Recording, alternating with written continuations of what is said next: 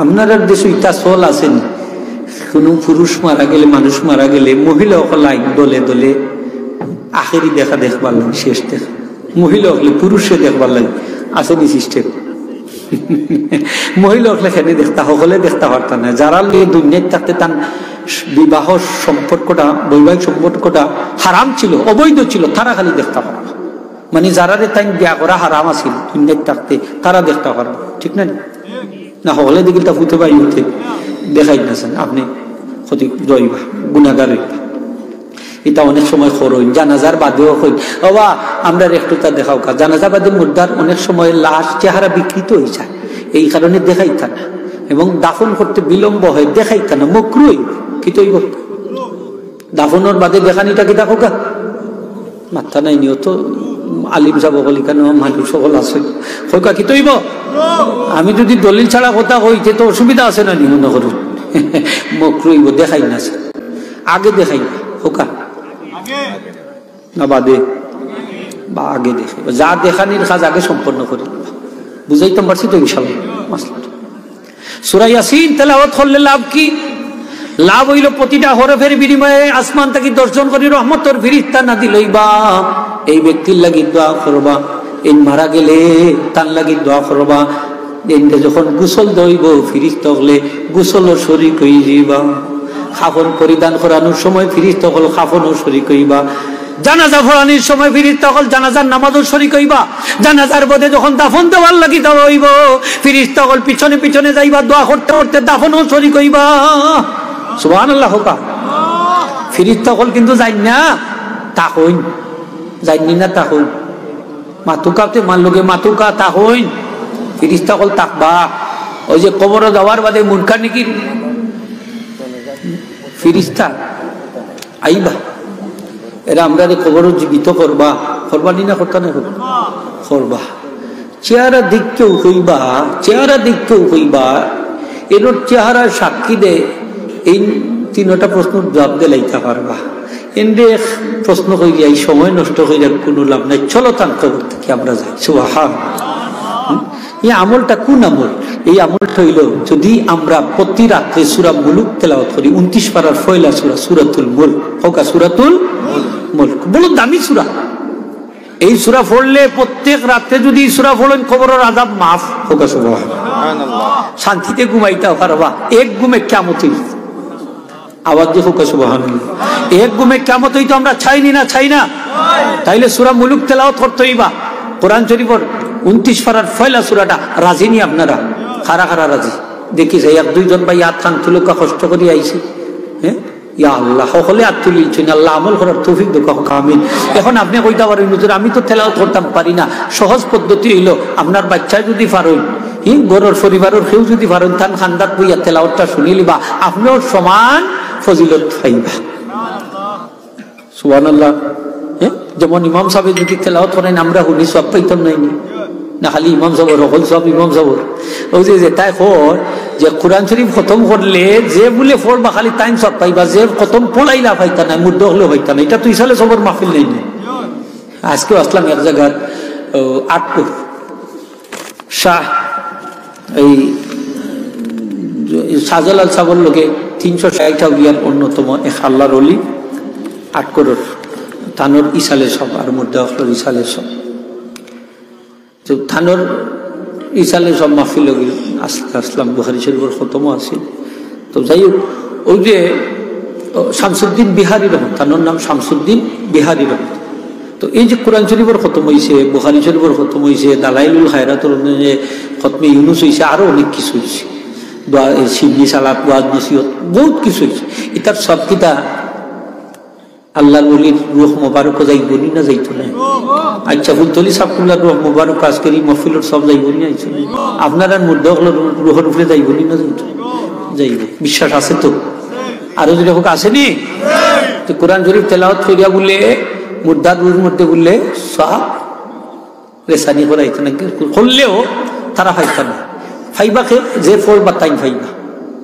আচ্ছা এই বেকুবরে কিতা দিয়ে বুঝাইতা হোক, ধরি লোক একটা বাচ্চার বালিগ হইছে না, কি তো হইছে না, বালিগ হইছে না, প্রাপ্তবয়স্ক হইছে না, কিন্তু এর আগে তো নামাজ পড়ে না, রোজা রাখেনি, কেউ রাখে, খোকা রাখে, কেউ বয়স হইয়ার বাদেও কিন্তু নামাজ পড়ে না, রোজা রাখে নিলেও মানুষও।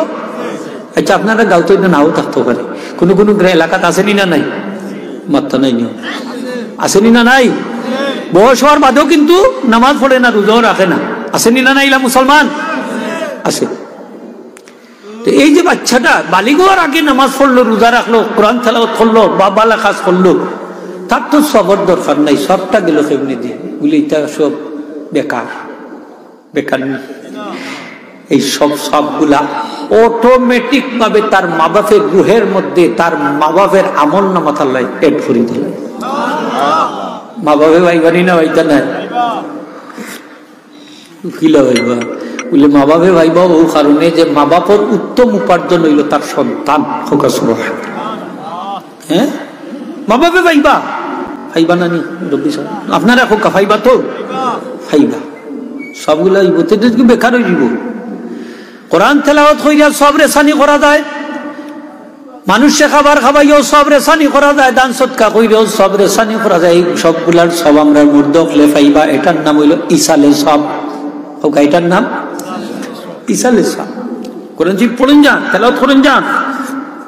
11 বার সূরা কুল হুয়াল্লাহ সূরাটা পড়িয়া কবরের পাশে দাঁড়াইয়া মুর্দাগুলো রুহের মধ্যে পৌঁছাই দিন যান। এই কবরে স্থিত যত মুর্দা হল আছে, আদম আলাইহিস সালাম তাকে লইয়া যত মুর্দা হল মারা গেছে, সকলের সংখ্যা পরিমাণ নেকি তেলাওয়াতকারীর আমলনামাত আল্লাহ দান করে দিবা।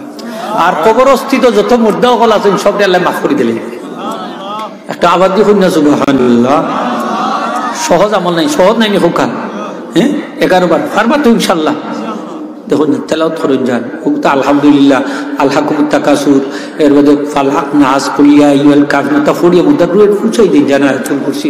ইনশাআল্লাহ তারা লাভবান হইবা, তারা সবগুলা তারা ফাইবা। যাই হোক কোরআন শরীফ তেলাওয়াত করেন যান, বেশি বেশি করি।